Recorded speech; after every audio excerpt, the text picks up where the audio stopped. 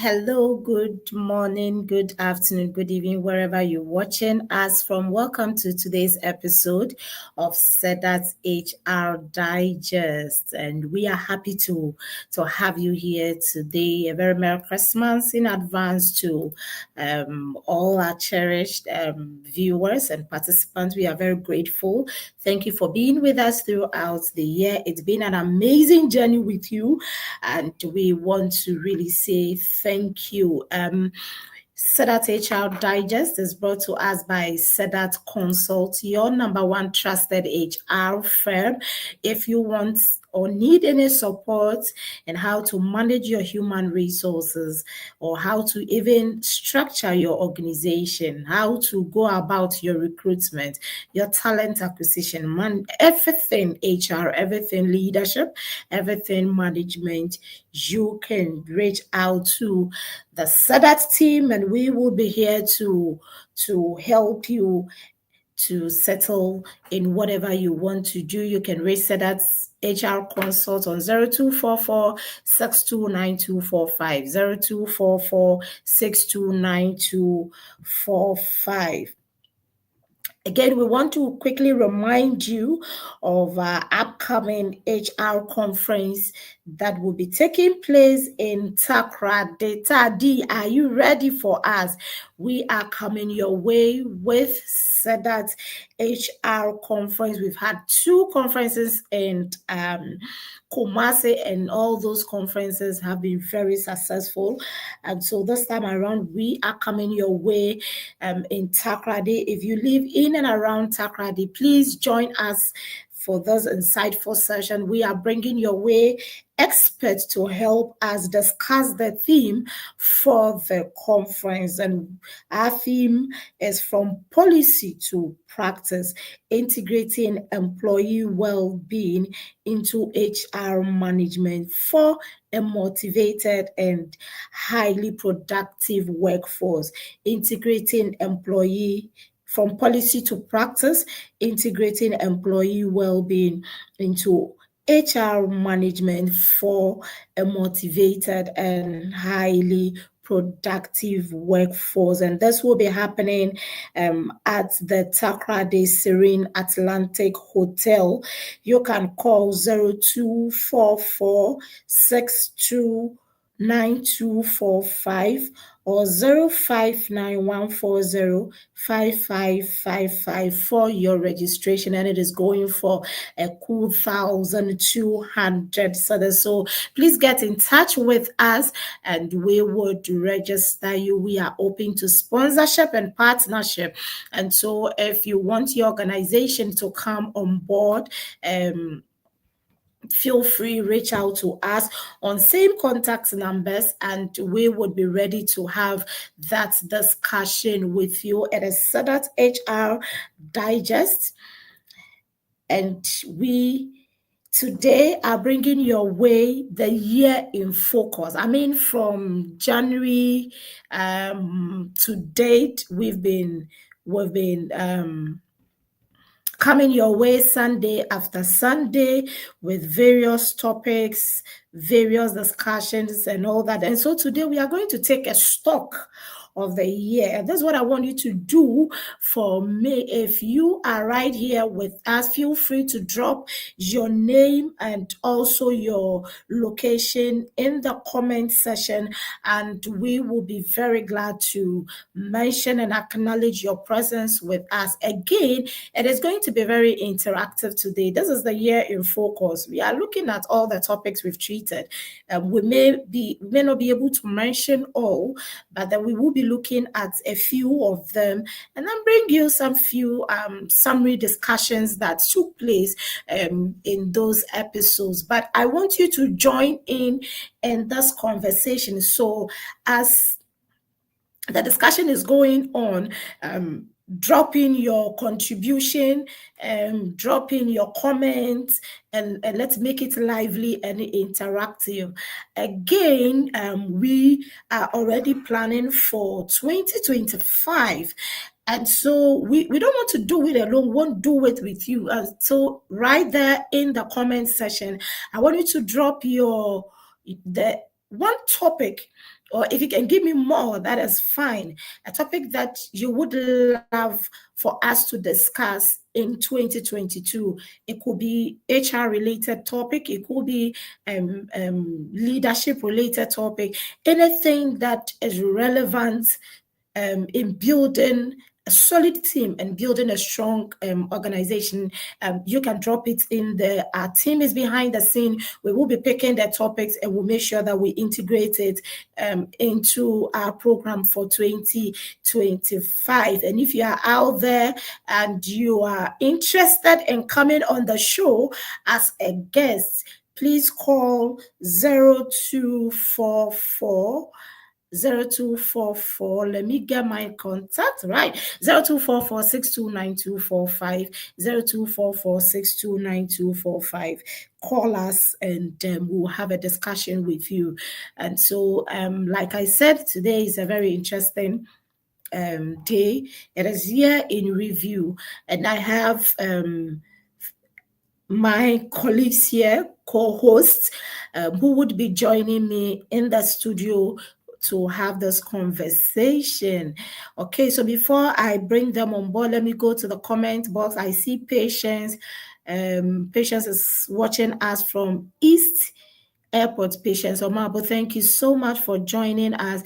Please drop your name. I know you're out there. Don't just be, you've been silent for too long this year. Today is the last episode, and please drop your name. As for today, dear, show your face or show your name. Yes, show your name. Show your name. Once again, Merry Christmas in advance to you. And I would want to bring in studio my colleague and co-host of SEDAT HR Digest, Ebenezer Kwakwa. Eben, welcome to SEDAT HR Digest. Hi. Afishapo. The guys who say Afi, oh, Afi. Maybe we need somebody to come and do the French version for us.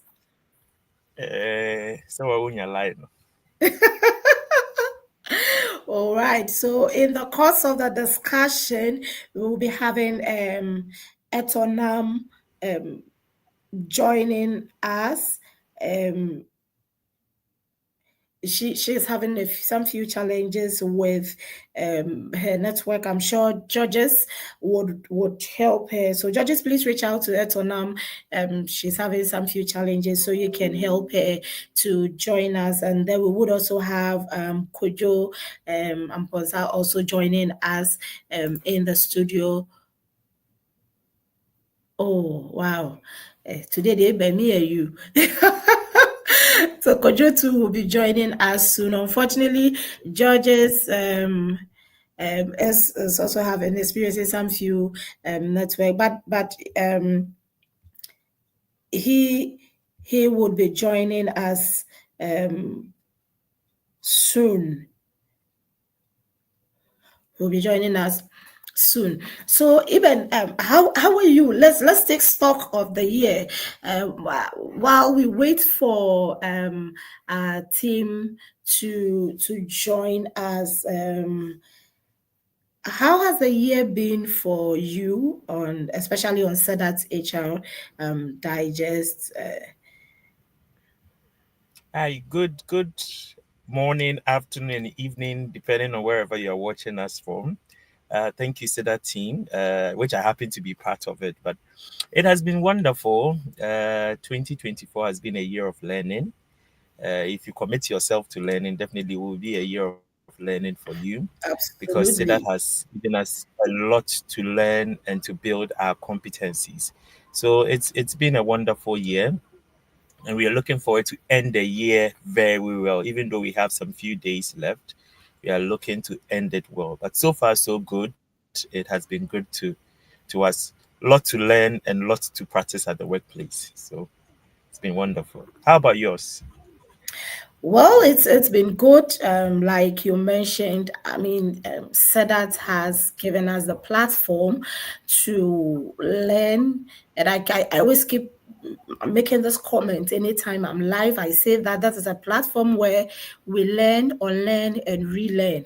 And so it's been good. It's been good. I mean, looking at the topics we treated, I believe that if our viewers are taking it seriously, it is going to help them build a strong team in their various organization. And I would want us to, I mean, go through some of the topics that we treated. Um, Probably, I know where you are, so don't worry. I'll do the Okay. Okay. out So I there. think some came in mind. So I think I have some. The Right. laws of employment termination, which is Mm-hmm. very key, especially as practitioners. We should know Mm-hmm. about that when it comes to severance, the employment relationship. So it was key. We had this one. We're blessed to have a legal practitioner to walk us through, which it was so fantastic, and we appreciate that for that too. We also had HR as a business partner, which was very, very, very by Jeff. I really enjoyed it. As a practitioner, you should be able to understand the organization that you work with, and with your HR initiatives, you should be able to support the organization. So it was also good.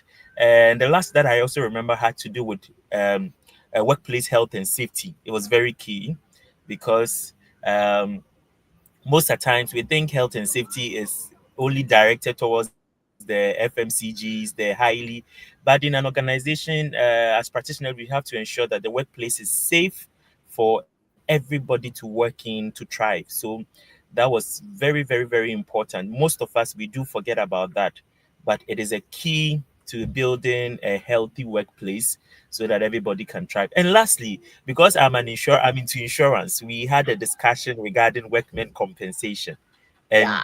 that was very, very, very, very, very key. So I think I learned a lot from that discussion. So that is what I can say. Right. And when you spoke about the termination, the topic on termination that we treated, I mean, a lot of people would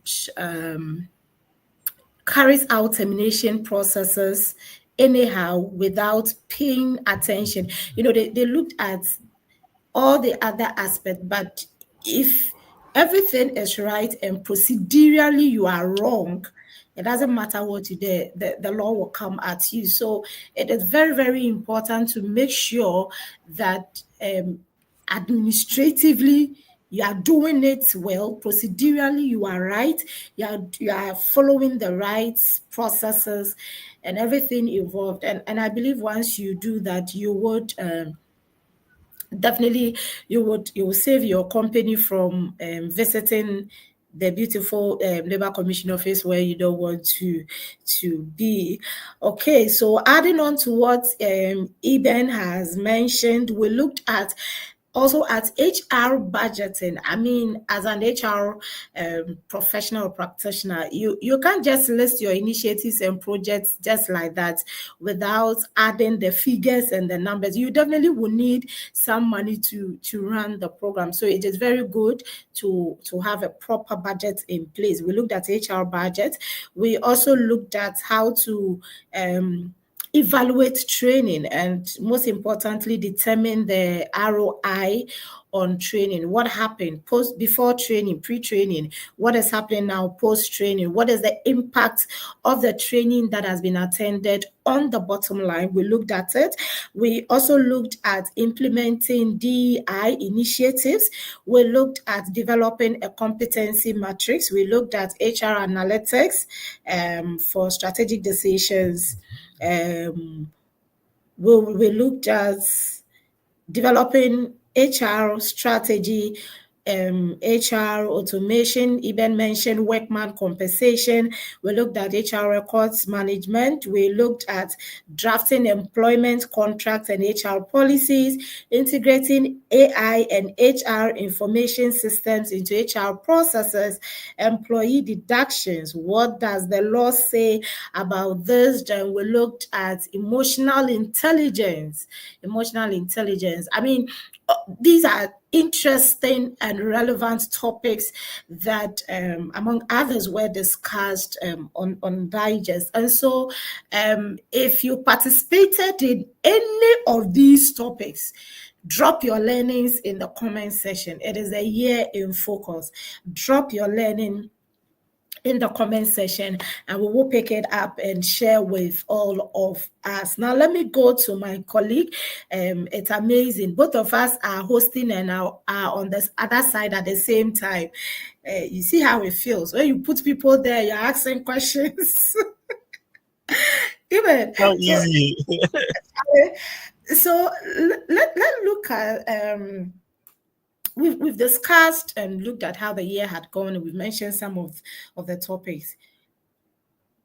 Which topic, personally to you, if given the opportunity, you would want to host over and over and over again?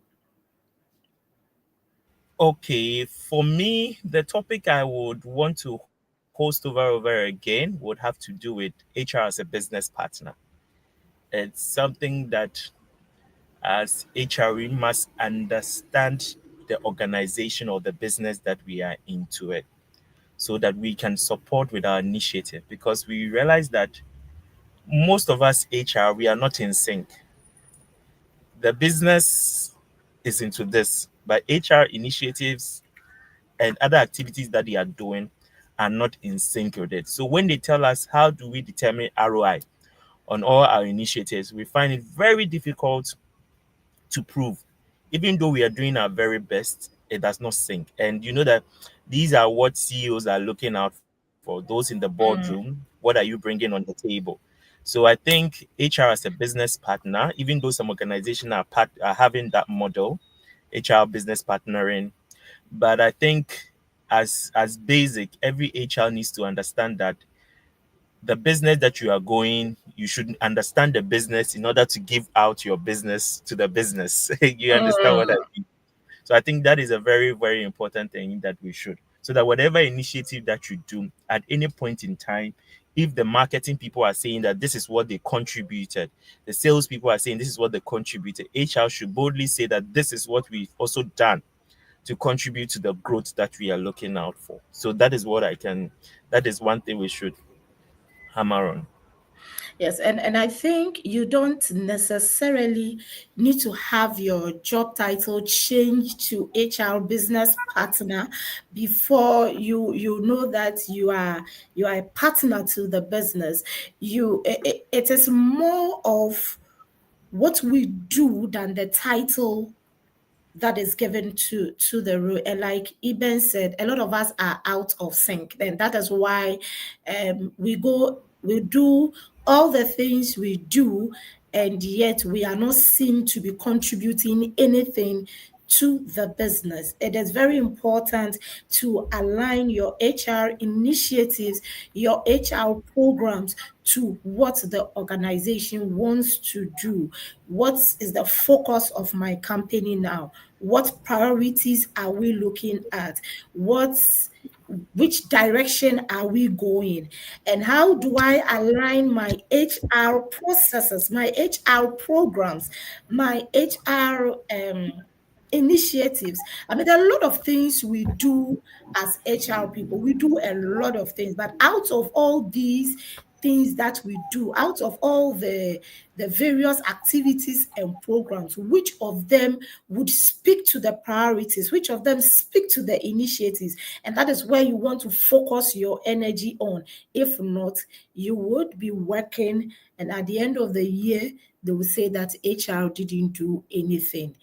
And these are things that, or once you do this, you have a strategic mindset, you have like a partnership mindset. If you are a partner, you know that we are in business together.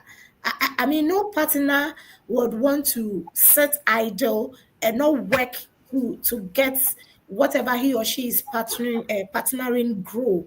And so, if you are a partner, it is very important that I am a partner and I need to go all out.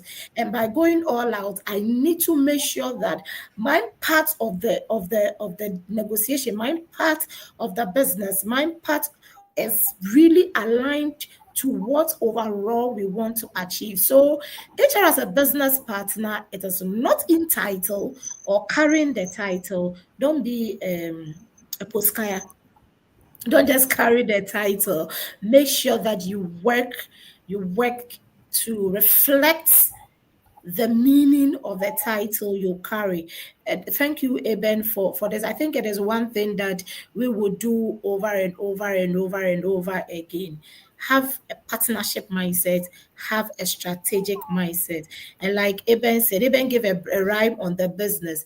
You have no business if you do not have an idea of the business in which your business is into. Then you have no business being in that business. You understand? So if you want to if you want the real value of HR or your practice as an HR to be seen, if you want to add value to your business, if you want to be seen to have contributed to the bottom line, then you need to be a real partner by aligning your HR programs and initiatives to the business program. Thank you so much, Amen. And I think, having said the business partnership, I would also come in. I mean, there are a lot of topics I would want to host over and over and over and over Fair again, enough.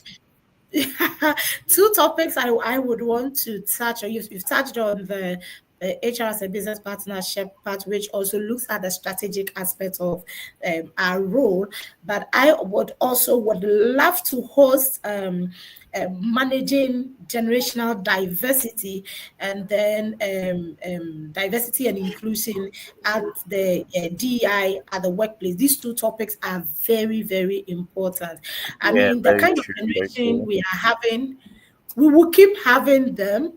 And the amazing thing is that, you see, once the moment one phase goes off, another phase, like, it's a Comes in. transition. When the boomers are out, Yeah. you get another generation transitioning into the boomer stage, and then another and another and another. So we have this diversity to manage all the time at the workplace.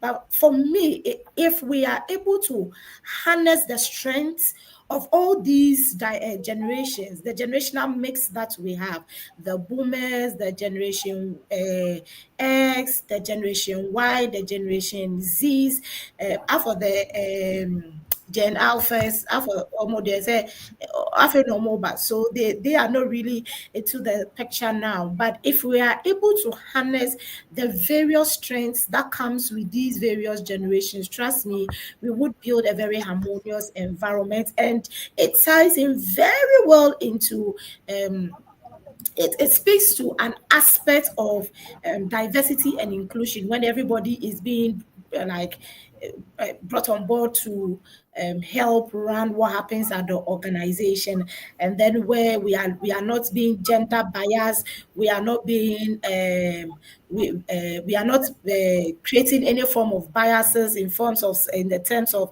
salary, in terms of position. Everybody is being invited to the table or to the party. And when we all get to the party, we are all served food at the party. And when we, after eating at the party, we are all invited to dance. So diversity, equity, and inclusion. I mean, these are topics that I would want to host over and over again. I don't know what you have to, if you have anything to say on these two topics, I the think patient the managing the generational differences that we have is very key. As a practitioner, you should know the demographic of your workforce so that whatever thing that you do, you take feedback, and out of the feedback, you are able to carry out those initiatives based on that. Because if you are able to know, even just when you run a quick survey and even from the responses that you get, you should be able to analyze it. Once you analyze, you know the ones that are from the boomers, the ones that are from the Gen Z.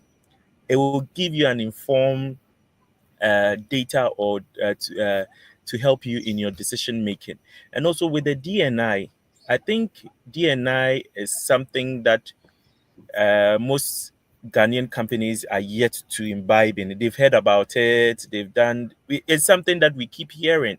It's a good initiative, but I think most people need to sit down, have a framework which they would develop and work, run with it, and be tracking the progress as it goes. Because somebody will say, "Oh, I want to do DNI initiatives," but on what is the framework? As an organization, you need to build a framework. You look at the areas that you want to have your DNI initiative, and out of it, you are able to pick it up, see how you are faring in those ways. So if you don't have any framework, like an inclusive framework, where you know that when we say inclusive framework, we are looking at every aspect where everybody is brought on board to contribute. So right from recruitment, these are what we want to do. Even from the recruitment, we are looking at gender. How many female are we trying to bring on board? Even in the interview panel, how are we going to go about it? When you come to compensation, how we gender parity and all those kind of. So you should have a framework which at the end of the year, or even you are going for international certification as an organization, you can pick it up and tell a story about that. But if you don't do that and you see that this person is doing this, you also want to pick this and put it in your organization, at the end you'll be doing something but you'll not be doing it well, which would be. So I think that is what I wanted to add up to this topic that you've raised about it as well. Thank you, Iben. So let's go to the comment section. We have a comment from Patience on Marble. Patience says, "For me, the year has been very challenging for me as an HR person, but through it all, we have thrived through your regular Sunday engagement. And I must say it has been useful and very educative. I wish all your engagements can be recorded and shared with your audience after every engagement. Also, get in touch with your audience and get a WhatsApp page where all your audience can be reached. I think by so doing, we will have a network based on SEDAT HR. Thank you to the team for all the support. Thank you, patience.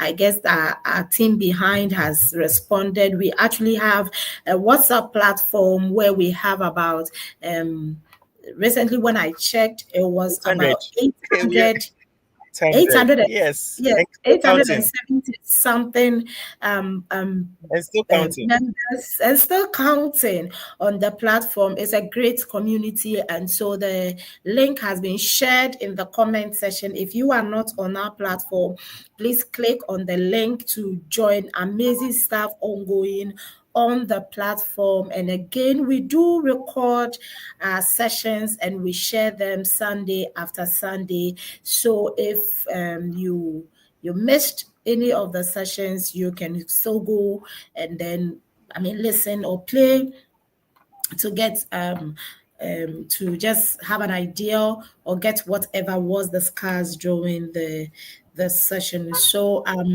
today is year in focus. We are looking at the what has taken place or transpired throughout the year on SEDAT HR Digest. I have here with me my co-host Iben. Kojo will be joining us soon, and Etonam would also be joining us. We have looked at what the year has been for us, and we've also looked at some of the topics that were discussed on SEDAT HR Digest. Now, let me go to my colleague Eben. In summary, what consideration should be made when developing HR budgets? What should we look at? Okay, this is very key. I know that we've already started budgeting because we are entering into a new year, and it's very key for us practitioners. So, as HR, before you do your budget, you should have the corporate goal or the strategy. out of it, you have developed your strategy. So out of your strategies, you know the initiatives that you want to run. And out of it, you are able to determine your budget. So once you have your HR strategy, you know the initiative you want to roll. That is where your budget. So budget can be done by incremental, or you can do a zero-based budget. So your budget, definitely looking at this year, you are projecting for 2025. You have your HR, you have the corporate strategy, you have your HR strategy. So if the corporate strategy says that, okay, in 2025 you are looking at doing expansion, definitely, if it's like, let's say, an FMCG, definitely there will be more hands, more labor. So definitely when you go to your budgeting, definitely in terms of recruitment, there's going to be high recruitment cost. So that would, so your initiative will definitely inform what you'll be able to do so Yeah. that you budget it. So as you are budgeting to, somebody can say, okay, I budgeted 2024, I budgeted, okay, compensation, 2 million Ghana cedis. But as we speak now, I used 1.5. So that means I've done a bit of savings from there. So should I increase it by this number of percentage? Or so based on actuals, you used to build your budget for next year, or you can just do it from the scratch. So I think you should be able to understand your HR strategy that you have, your initiative that you want to do, that will align you to do your budget very well. Because your every initiative that you do must comes with a cost. And how is it going to be cost? It should be in the budget so that when you the time for you to roll it out, it is in the budget. And also, aside having your initiative, you also look at the external factors around you. Definitely, there might be inflation. There might be all those kind of things. Those also helps you in your budgeting, especially Yeah. items that are dollar related or foreign currency related. You should be able to be on top so that you know that as I'm doing my budget, these are external factors that will affect my initiatives. So definitely, you need to be able to do that.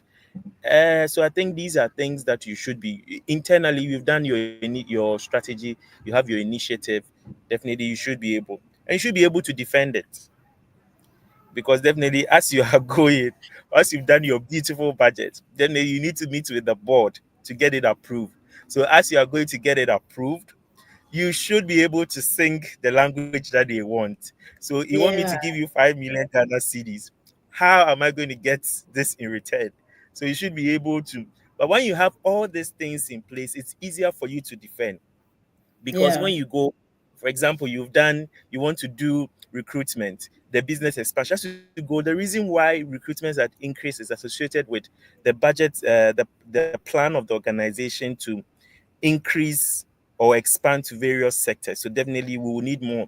Training would have to come in. So we are looking at projecting training at this area.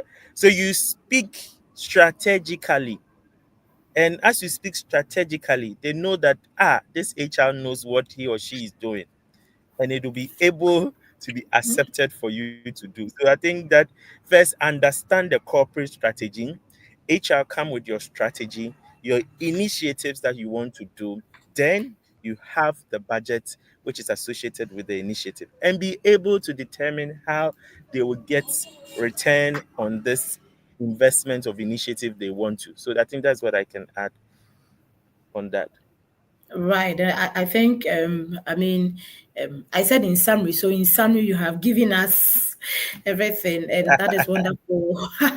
And I mean, if I want to use add on by using the same example you gave on the strategic direction of the business, that if the focus is on expansion, even before you go and give your budgets for recruitment and say we are going to spend this amount, and even determine their salaries in the compensation, how much you are going to pay them, and all that. You want to look at your workforce, um, looking at the expansion. Am I able to run same expansion with the same number of people I have? So you now have to do your do your workforce analysis very well to know that, do I have too many people crowded at one department and really not doing anything?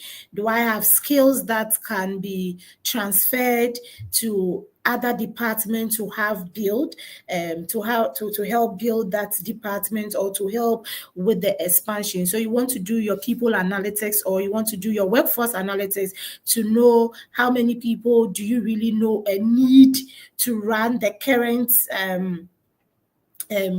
business you have, and how many more do you want to add on in order to get the expansion projects done. Now, after you have determined the number, then the question is, where do I get these people from? Because that will also feed into the budget. Depending on where you are getting them from, you may spend more or you may spend less. Are you going to are you going to train people from within, or are you going to build from within? In other words, you are going to look at people, workforce that, or employees that can be transferred, and then you want to train them and take them there, or you are going to buy them, and the buy means you are bringing in new people. And so that would also determine what you want to do and how the cost would also be. So you are either building or you are buying. There's the last one I have forgotten, but you want to look at where you are going to get the workforce. Borrow. Thank you, Eben. Or you are going to borrow. So you need to look at where you are going to get all these people. Are you going to float an advert on social media? Are you going to get recruiters to headhunt for you, depending on the level of people you want to bring in? So all these things are things you want to know to be sure of what's, or to help inform the budget for the expansion. And once there's expansion, I mean, like we said, definitely your HR programs will come with money, or you need money to run the program, but you really need to align it to what the business wants to do. So you realize that Eben spoke about recruitment, and then he mentioned about training, because definitely once you are bringing in people, or even if you are building from within, you still would have to train them on how to manage the extended aspects of the business. And so training will definitely come in. Compensation issues will definitely come in. Am I transferring? What position are you going to occupy? If I'm transferring somebody from within, is it going to be on the same level or lateral level movement, or you are going to, it's going to be a promotion? If it is a promotion, what percentage, according to your salary structure, must be added to the person's salary to enable the person get the right, or get the person to have a fair salary that is required for the role. So there are a lot of things that you need to do to be able to come up with what needs to do. And that is when you go for defense, you are confident because you know your numbers, you know the work you have done, you know the figures behind the work and how they are going to help the organization. So it gives you some kind of confidence at the defense level. But if you use just your intuition, I feel to go and defend your budget, you may not be speaking to what the business, or what has to be spoken. You may not be speaking the language, and for that matter, if you are not careful, you will not get your budget.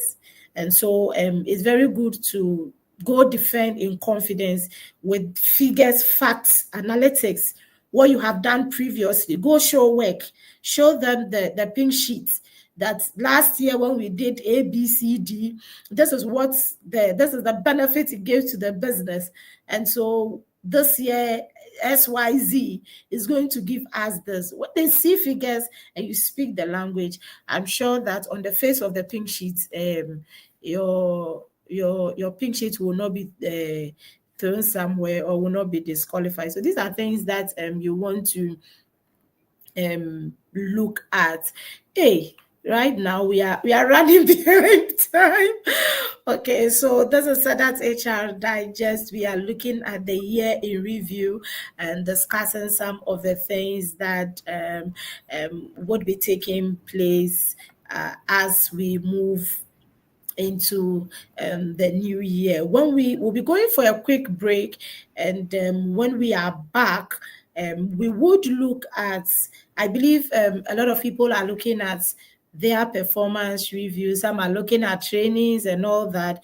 We'll have a quick discussions around these, look at some few things, and then we can bring our discussion to a close. So don't go anywhere. Stay right here with us. Get your contributions coming in. And then we would share with everybody. There's a SEDAT HR digest. Please stay tuned.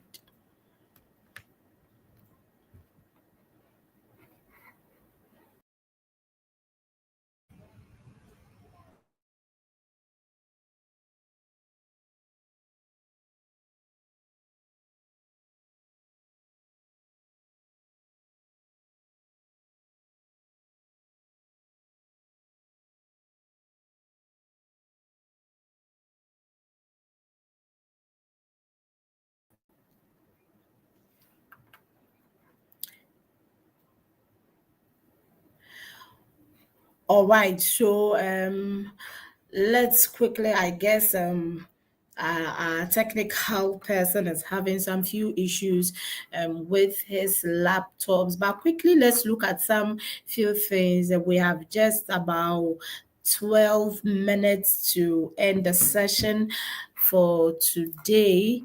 Like I said, keep your comments coming in. Let's have an interactive session. Once again, we want to remind you of our upcoming HR conference happening in Kumasi, in Takrade, Serene Atlantic Hotel. It is the SEDAT HR conference. We are bringing it to Takrade this next year. So the date is 27th March 2025. 27th March 2025. SEDAT HR conference in Takrade. Please, you can call these numbers to register for the conference. It is going to be amazing. It is going to be super, and you don't want to take yourself out of this amazing gathering that will be happening on 27th of March 2025 at the Takrade Serene Atlantic Hotel. 0244 629245, 0244 629245, or 059 140 059 It is going for a cool 1,200 cedis, and please, this conference is a conference that you just can't exchange it for any other thing. Kumasi was super, but Takrade, get ready. We are coming your way, and we would have a very amazing time. The theme is from policy to practice, integrating employee well-being into HR management for a motivated and highly productive workforce. And we are bringing your way experts to help us discuss this topic. And so call the contacts I have mentioned out, and let's get your registration in. If you want to partner with us in this conference, feel free to do that. We are open to sponsorship. We are open to partnership. Call same contact numbers, and we'll be very glad to have the conversation with you. Now, before I go back into the studio, I see my brother Kojo on. So I have Kojo. I have two brothers, Charlie. One lady among two gentlemen, Charlie. Kojo, you're welcome.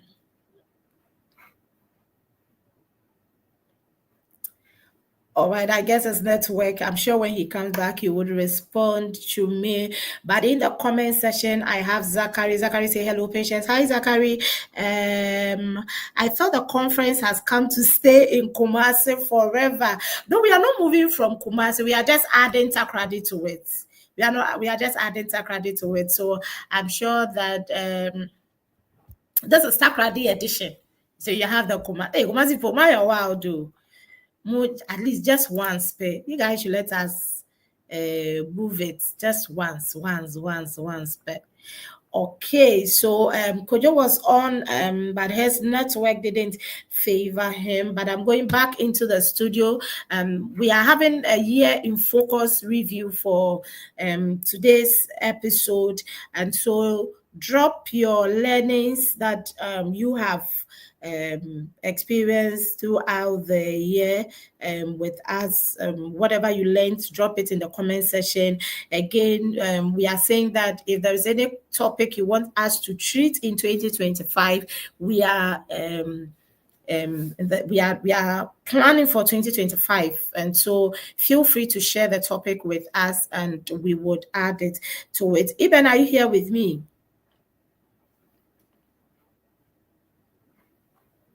Hello, Eben.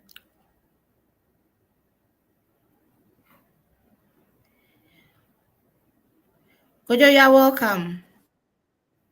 Hello, Patricia. Yes, thank you so much, Patience. Right. So we've had Merry Christmas to you in advance. I hope you are doing well. yes, I'm good. I'm good. We've looked at a lot of things that have taken place within the year.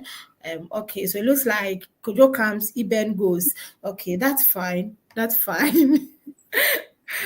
So Eben and I have had a review of some of the topics that we were discussed on the show throughout the year, and we have just some few minutes, I think less than 10 minutes to go. But let's look at one area that a lot of people I don't know, they just do it because they just have to do it. But then it was discussed on the show, but we want to give them a summary of how to, like, some pointers on how to go about it. And I'm very happy that you are a specialist in that area. As I want to look at L&D, want to look at L&D. Let's look at how can HR practitioners. Oh, okay. Even you are back. Yes, I'm I back. thought Oh, I thought it was Welcome back to Eben Africa. Kojo comes. Right, so good I good to greet have I my greet my brothers. senior seated there. Good to have my brothers here with me, and good to have them at the other side. I don't want Even them to Merry feel Christmas. the heat soon. So we're looking at L&D, and it's one area that a lot of practitioners just carry it out just for doing its sake. They don't really pay attention to its impact to business and how it can even help help the help it gives, or the impact on both the organization and the people that they work with. Now, I want us to discuss this. How can HR practitioners or organizational leaders have, like, come up with effective training programs or learning and development programs for their team members? And I want Kojo to speak to this for me. All right, Pat. Thank you so much. Good afternoon to you, all our listeners. It's been a whole year journey with you, um, joining week after week to be a part of what SEDAT brings our way every weekend. We really appreciate you. You've made our program a success.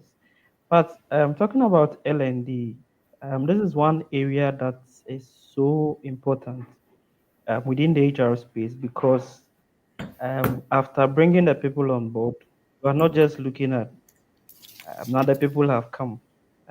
They should just go ahead about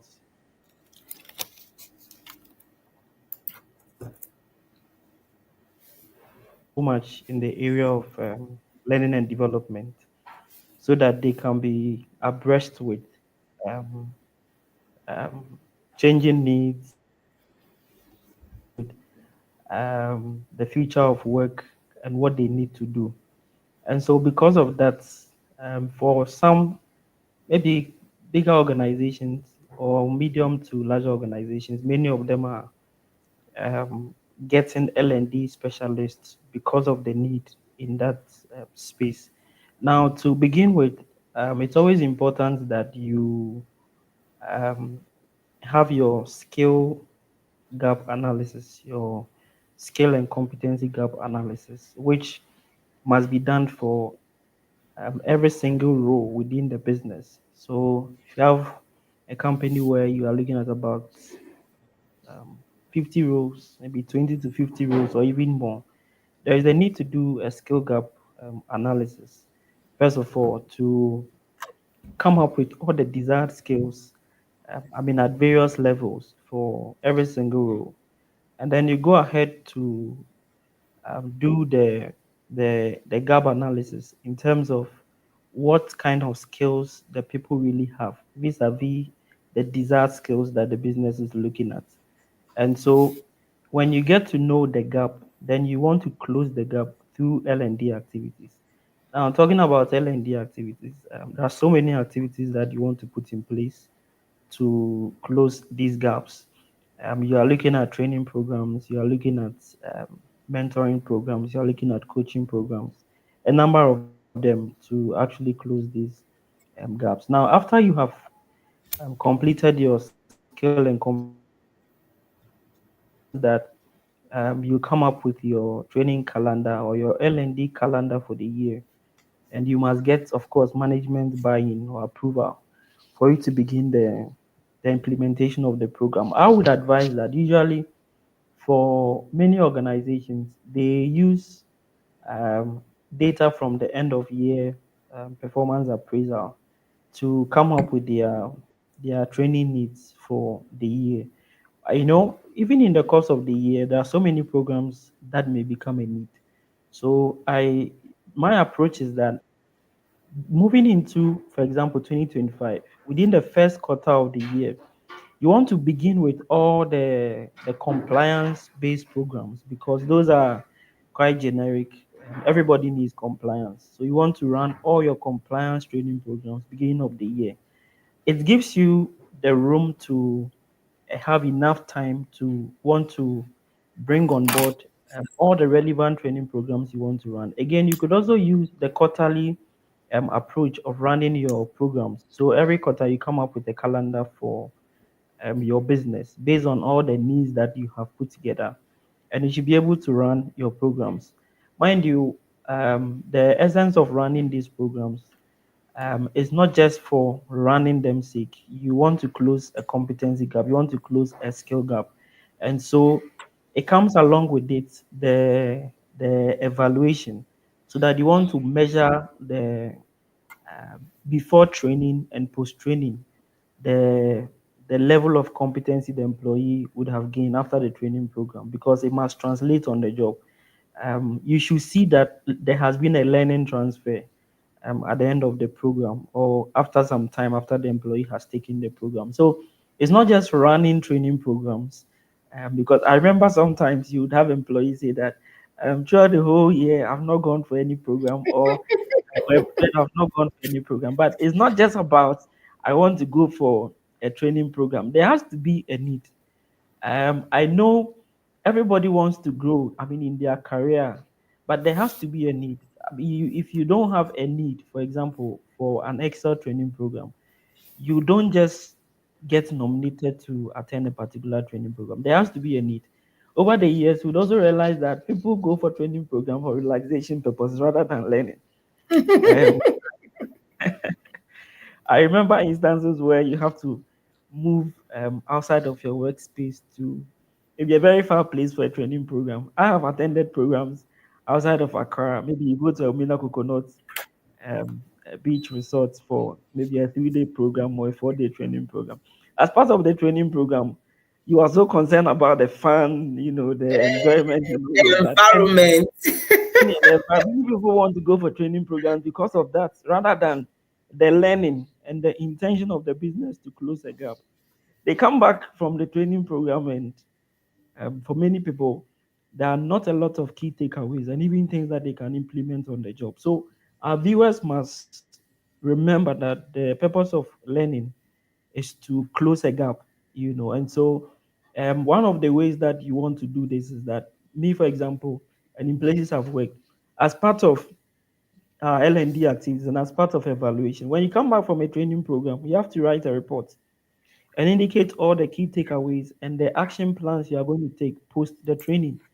And your supervisor has the supervisory mandate to be checking the impact of the training and all your action points, those things you said you are going to implement post the training, to see to it that those things are happening. Of course, the L&D partner should also work with the head of department or the supervisor to ensure that these things are happening.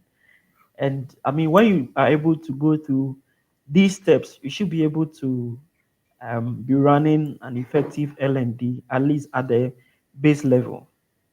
Yeah. So, Pat, that's about it.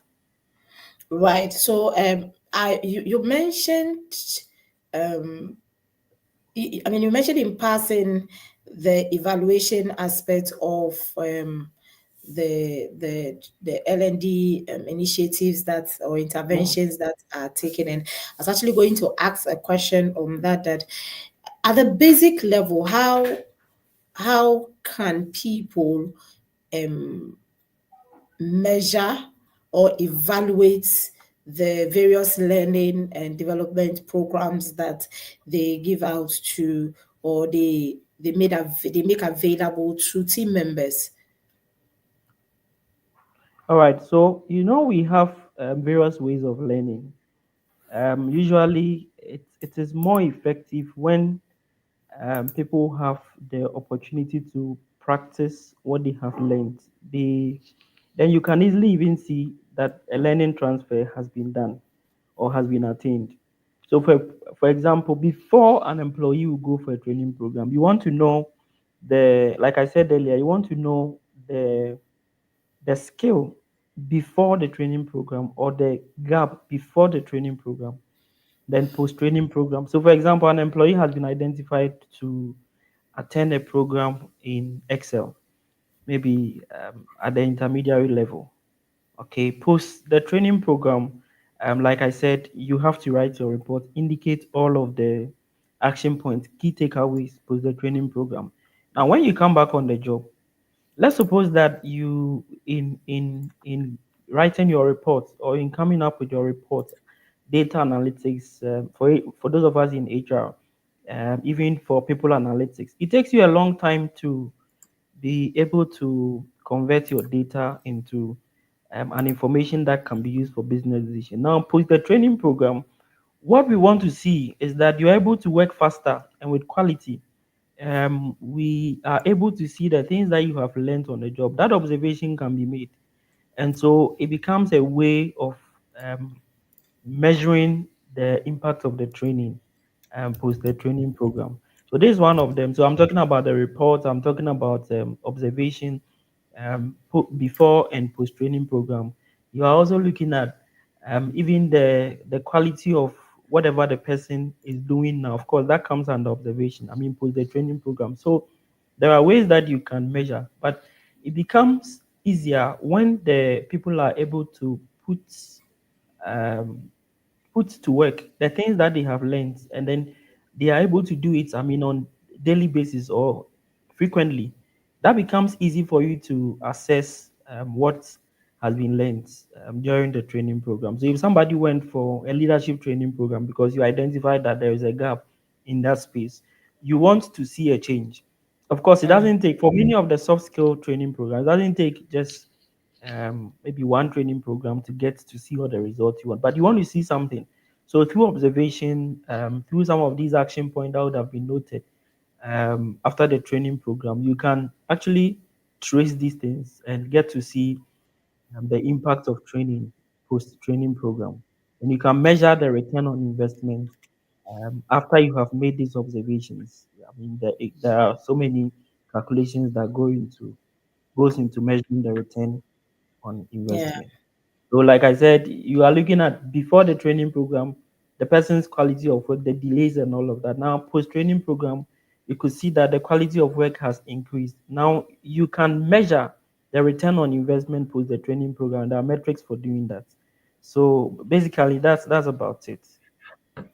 All right. Thank you very much, Kojo. And one thing I also want to say is that you don't wait for your organization um, to put you Nominate you on for a training program.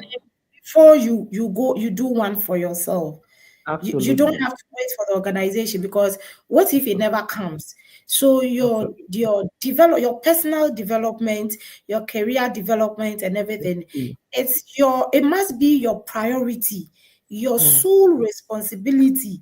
Yes, organizations will come in, but what about yourself? Don't wait for them, because I keep saying that you never can tell where an opportunity would come up, and then you realize that Absolutely. it is too late for you. Meanwhile, if you had taken whatever opportunity came your way previously, Mm. probably this would have been a very good step for you. So, What you in are as saying is much, very true. yes, I yes, I I can share my story in that area. I remember when I started my career in human resources over 10 years ago. I mean, at the early stages, I realized that there is a need to enroll in the professional certification program. So quickly I joined. I didn't have to wait for my employer. Quickly I joined the Chartered Institute of Human Resources Management. And like I said, from this social learning from your colleagues, what they are doing in their space, in the area of recruitment and selection, compensation management, L&D, you get to pick a lot of information from them. You get to pick a lot of information from them. So going back on the job, I could see that I was actually transforming at a very fast pace. And so when opportunities came, it was quite easy for me to yeah, get yeah, at, so it's really important that you personally develop yourself rather than absolutely, blame absolutely. that You have to. your employer You is have not to. reaching out. You have to. And it's also very recently I had a conversation with one of my one of my mentors, and I mean we're discussing a lot of things, and Mm, then the aspect of having an introspection came into the discussion, how that you need to have a personal SWOT analysis. What are your personal strengths? mm, What are your personal weaknesses? What are the opportunities that these strengths can help you attain or grabs, and what are the threats that your weaknesses is likely to pose to you? I mean, you sit down and you have a deep reflection of yourself. So you list your strength, you list your weakness, you list your opportunities and the threats, and all these things helps you to identify your personal gaps that needs to be bridged. And we can also do this at the organizational level, where we get heads of departments to have this discussion with their team members. So you have a SWOT analysis for individual team members. Have that discussion. I think it also would help to identify yes, they get to certain. know the Yes, you absolutely get to know your them. strengths, You your weaknesses, identify and all certain that. gaps at the personal level, and that will help you. Where do I tie in this revelation or these gaps that I have identified? How do I bridge it? And in bridging it, how does it help the organization? How does it help the individual? So it may look like a lot of work, but I think if we take our time and we do it and we do it well, it would help us as practitioners, and then it would help the organization as a whole. So please don't just send people on trainings because you have been given a training budget, so you have to use it. I remember one time somebody said, "Oh, I want you to come," and I said, "Okay, what do you want me to do?" I was like, "Oh, there's a budget, so we just want to use it." I say, "Hey, trouble come." So please don't just organize trainings because you have a budget for it.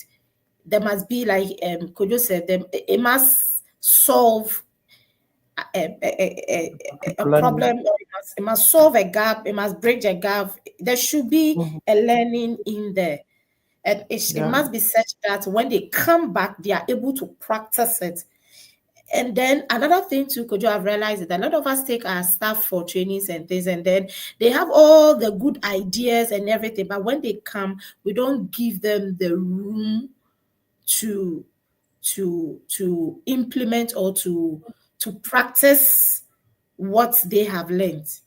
Mm. So they just take you, and then all the support you need to get them to work, they don't have the support. So, like Kojo mentioned, when you are looking at the post or when they are writing the reports of the trainings they have attended, it would be good to add to the report the support they would need to be successful at the implementation of the plan or whatever post-training plan they have or implementation plan they have. It will be very good to indicate the support that will be needed so that it gives them the confidence that whatever I am back with, I have the support of the entire organization to implement it. And I believe once we do that, people, when we ask them to write reports, they will know that this report is not just for writing sake, but then we definitely are going to put it into practice. So thank you. That is very insightful, Kojo. Thank you so much. Hey, today the time is running fast. In fact, we have to bring the discussion to a close. We've exceeded our time by some 30 minutes, but that is okay. I mean, today is the year in review, so it's okay. It's okay to go be A beyond little small. extra, yeah. Small, I see that time small because I don't know whether it's a good news or it's not a good news, but after today we'll be going on break. SEDAT HR Digest will be on break, and we will be coming back in January. So I think 7th, the first. Please let me give you the actual date. So we'll be coming back um, on the 5th, either 5th or 12th of January, but we'll send you the notification. So officially, we want to let you know that we are on break. So that HR Digest will be on break. However, our recordings and things are all over on our social media handles and also on our platform. So feel free, get the link and listen to it over and over and over. And like I said, we are also we are also putting together a program for 2025, and we want to hear from you. What topics do you want us to treat in 2025? Share with us on our various social media handles. We will pick it, and then if you're out there and you see guests coming in and you wish to come in as a guest too, please you wish to come in, please, as a guest, let us know. You can call the contact number that I mentioned earlier on, 0244 Reach out to us and we'll have a conversation with you, get to know your area of expertise and see where we would schedule you. Also, if you want to come in, now we are open to sponsorship and partnership on SEDAT HR Digest. So if you want to come in and sponsor us, partner with us, especially for our conferences and our programs, and also sponsor. Currently, it is SEDAT Consult that is sponsoring SEDAT HR Digest. If you are out there, your organization want to sponsor us, sponsor this learning program that we are having with the entire world, you are welcome. Call 0244 and we would have a discussion with you on how the entire partnership or sponsorship will look like. Thank you so much. It's been an amazing year having you Sunday after Sunday with us. We are very, very grateful. Let me go to Kojo, then I can sign off for 2024. Kojo, your words, your final words to our viewers in 2024. All right, Pat, thank you very much. Those of you that are watching us, I think it's very important that we network. Networking is really important because You get to hear a lot of stuff from your colleagues within the network. In the HR space, in the last 1 year or two, I think that SEDAT and a couple others have done so much in the areas of bringing professionals together, especially those of us in the HR space together to network. That has been a leverage. And I think anybody that is watching us, you should want to be interested in networking with one another because of the benefits. I mean, there are enormous. There are so many benefits we get from that. In fact, what we are doing this evening is because of some network in the HR space. So take advantage of that. Moving into 2025, network and you begin to see a lot of benefit that comes with it. Patricia and Pat, thank you so much for having me. Right. Thank you so much, Kojo, and thank you to everyone that has been with us. We wish you a Merry Christmas in advance and a very Happy New Year. We'll see you 2025. Have a blessed week. We love you so much. And to all the hosts, thank you. We love you. See you in 2025. Bye.